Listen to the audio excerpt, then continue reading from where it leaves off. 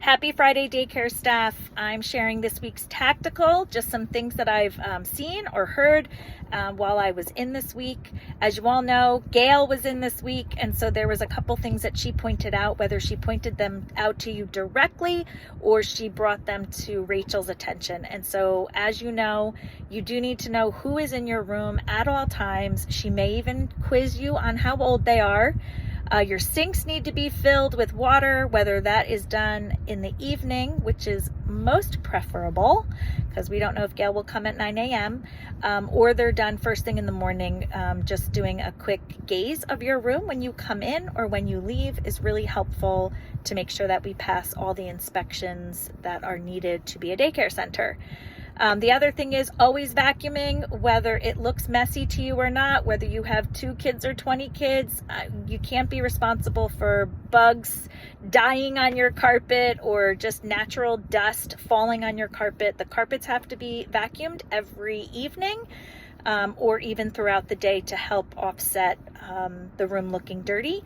Things need to be wiped down, trash needs to be emptied.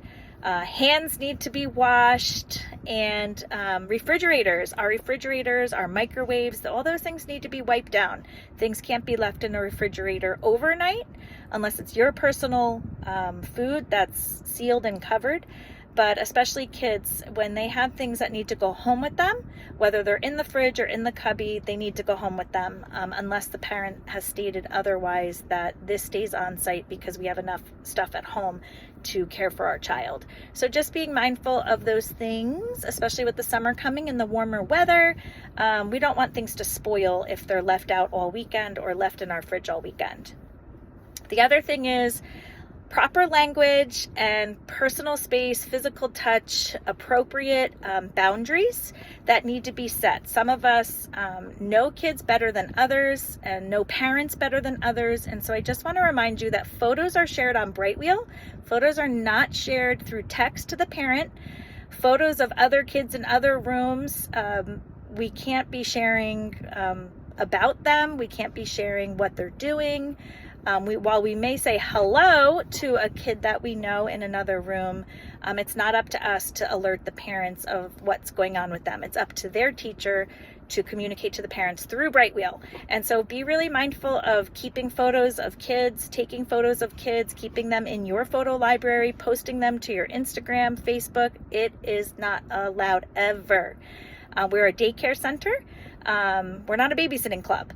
And so be careful of those things. Also language, kids often say the darndest things. I'm not saying that we have to receive and accept everything that they say back to us, but we also can't respond to them with childish phrases. If a child says to me, "I can't stand you, Valerie," my response back is like, "That is not nice." That's not how you speak to people. I don't respond back with, "Well, I can't stand you either. You're not my most favorite person. Tough to do. I'm your teacher." That's not the best response. That's kind of a childish response to a child. And so somebody needs to be the adult in every conversation, and someone needs to be the adult in the room. So as a teacher, as an assistant teacher, as a 16-year-old, 18-year-old helper, 18 is adult, but as an adult, you need to respond to children as an adult and facilitate your room as an adult. So swinging kids around, having them straddle your lap, too much physical touch, is all actually inappropriate behavior for a daycare center. While you may do that outside of daycare hours, or maybe you see one another on a playground or at church or within someone's home, that's not appropriate behavior, especially as a professional. But even as we shift down throughout the day, and there's only 2 kids left until 6 p.m., we can't suddenly change the rules of the daycare center or the policies or the procedures because there's only 2 kids now, and kids may know you or you may know them better than others. So please be mindful of having some personal, professional space with all children at all times, on-site and off-site. The other thing is, a few of you have been running late. While we understand emergencies come up, especially emergencies in families with children involved, or end of the school activities, Christmas time activities, sports activities, And we often think like, well, this just affects one person, and most of the time it affects the daycare center on a whole. So the channels of communication is that it goes through Lisa. She's the one who sets the schedule for all of us, and so she's the one who's like the first line of defense that gets the call that we're running late. I am going to be instituting some verbal and written warnings for last minute absentees, and also running late consecutively multiple times throughout the month. So you'll be seeing me maybe on a weekly basis, maybe never. I hope never, but I will be upping my game and doing some of those things.